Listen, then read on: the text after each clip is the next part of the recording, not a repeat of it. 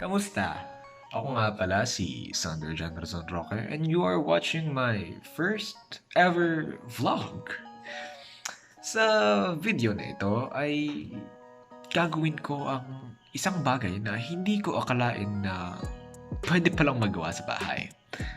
Ano ang bagay na ito? Ito ay ang pagpa-podcast. Most people kasi, when they think of making a podcast, they automatically think that it requires you to have a professional studio for crisp and clear microphone quality and stuff like that. But contrary to that belief, hindi pala. Kahit sa bahay lang yan or kahit sa room mo lang, as long as you have a microphone, a recording software, and a site to host your podcast on, you are good to go. Samahan nyo ako maggawa ng podcast. Kapag nag-search ka sa internet, ang definition ko ng podcast, unang-una mo makikita, syempre, ang definition ng Wikipedia. Sa Wikipedia, a podcast is an episodic series of spoken word digital audio files that the user can download to a personal device for easy listening. Streaming applications and podcasting services provide a convenient and integrated way to manage a personal consumption queue across many podcast services and playback devices. Simply put, ang podcast ay isang audio broadcasting file or audio entertainment file that you can listen to whenever you want to listen to, as long as you have a device to listen it with. Podcasts are great tools for entertainment. They're also a great way for you to learn something new. One of my favorite podcasts, and the podcast that I most listen to, is a philosophy podcast called The Pan-Psychast Philosophy Podcast. Sa podcast na yun, nagdidiscuss sila ng mga key philosophical ideas, and they analyze it, they digest it, stuff like that. They also invite some guests to further dissect these philosophical ideas, and you can really learn a lot from them. So I recommend them if you want to learn philosophy. So if you haven't given a listen to podcasts, I suggest you listen to now, because there are a lot, I mean a lot of learning that you can get with these podcasts. And not just learning, but learning and entertainment. You're gonna learn. You're gonna enjoy. Podcasts are great. Give it a listen to. Mamaya, pagkatapos mo sa video na to. Ano ang mga kailangan sa paggawa ng podcast? Para sa akin, there are 4 things that you need to have in order to create a podcast. Unang-una dyan is, well, a topic. Of course, you need to have a topic or else wala kang pag-uusapan sa podcast mo. Di ba? Wala kang mga content. Number 2, the second thing that you need to have is, of course, a microphone. Most podcasts na mapapakinggan mo in the internet, syempre, they use a good microphone. Pero, me, I am just a beginner. And so, I use this budget microphone. Basically, I'm using this little one. I hope it provides good audio though. I'm planning to wrap this in cloth. So, para ma-prevent ang background noise and stuff. So, yun. The third thing that you need to have is, well, the podcast channel itself and a site to host your podcast. So, this is my podcast channel. I just made this minutes ago. It is called Dissecting Everything, because we will dissect everything. We'll dissect everything. Pumiyak pa ako.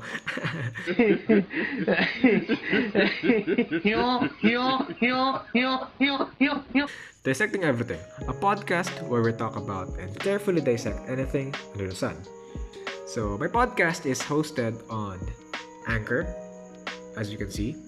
Pinili ko ang Anchor because siya yung pinaka-accessible para sa akin at this time na podcasting host. The fourth thing that you need to have to create a podcast is, of course, a recording software para ma-record ang podcast mo. And thankfully, ang Anchor, which is my hosting site, meron din siyang recording software built-in na sa site. So, pakita ko sa inyo. See, diba? Yan, Anchor siya, Anchor site. And then, may recording software na sila. See? Kaya isa din to sa dahilan kung bakit pinili ko yung Anchor, See, meron silang record. And meron din silang free music na pwede mong gawing transition sa audio mo. See? Diba? So, yun. I'm really, really excited to create this podcast because it's my first time to create a podcast, and I'm really, really excited to experience new things. From this point on, the video will be turned into just quick bursts of updates sa proseso ng paggawa ko sa podcast.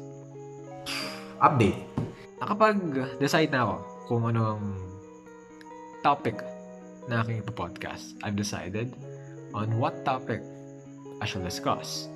And obviously, I picked the more controversial one because I really, really want to discuss it.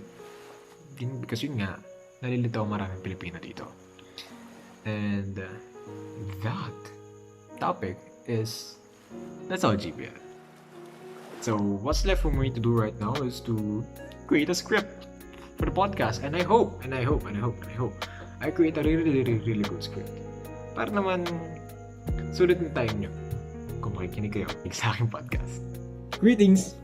So, you might notice a little difference sa background ko ngayon. That's because, well, I changed places.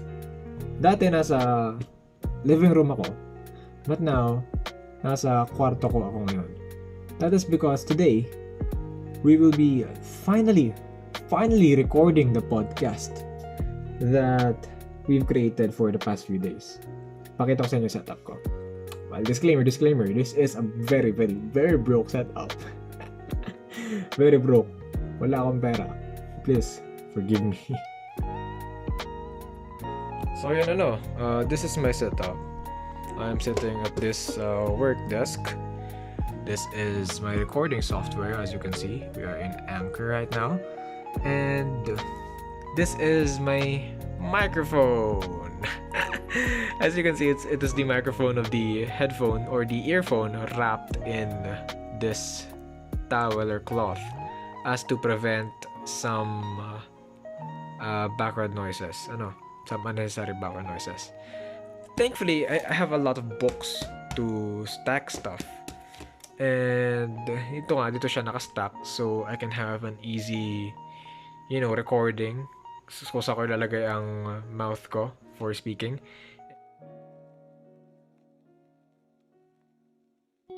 Hey, if I look haggard right now, it is because the current time is 3:30 in the morning. Nakatapos ko lang mag-record ng podcast. And a little disclaimer lang. The person that you're gonna hear in the podcast he might sound a little different. That is because the voice of the person in the podcast is the voice of a haggard man. It is the voice of a man who spent 3 hours on recording this podcast, battling his kaantukan. Yun nga. I spent like 2 to 3 hours recording this podcast, and yung resulting recording, kabuuan ng recording, wala pa siyang edit by the way, ay lampas 1 hour and 6 minutes. And even though I think that my voice sounds worse than what I usually sound, I am still very satisfied sa naging outcome ng podcast ko. Because I never would have thought that I could create this lampas ng 1 hour na script. More so, hindi ko akalain na makakagawa talaga ako ng isang podcast. In just a short amount of time. Keep in mind, nagawa ko ng podcast na to in just like 3 to 4 days. Reflections sa nangyari ngayon sa paggawa ng podcast. This paggagawa ng podcast thing has been a very, very good learning experience for me. Ang dami kong natutunan. Not just in the aspect of podcasting, but in the aspect of social life. Kasi yung pinaka-topic ko, which is, yun nga, yung Soji Bill, ang dami niyang inintroduce na concept sa akin na kung hindi ko pinag-aralan yung Soji Bill na yan, hindi ko maisip. Ang dami niyang inintroduce na concept ng gender sa akin, yung mga dimensions ng gender, yung depth ng gender, at ang dami kong natutunan. And it opened a new perspective sa buhay ko. I look at genders differently now than I ever did before.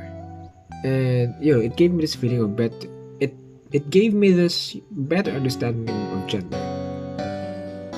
And pangalawang naging yun nga, it gave me this appreciation sa LGBT plus community. And it also gave me this appreciation sa mga legislators. Kasi nung pinag-aralan ko itong Soji Bill na ito, ay parang nakita ko na rin yung complexities ng paggagawa ng isang law or pagpo-propose ng isang law. Because you really have to be technical, and you can't help but appreciate pag nakagawa ng isang magandang law ang mga legislators natin. Really. You can't help but appreciate the beauty of it. It is the beauty of lawmaking and law crafting. It's really, really beautiful. And I appreciate that. Ang dami kong natutunan. Really, really. It has been a great journey. Ginawa ko tong podcast na to just, 3 to 4 days lang.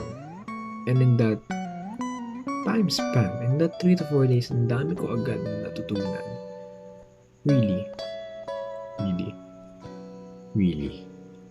It's a lot. And I'm thankful that, I took this little journey.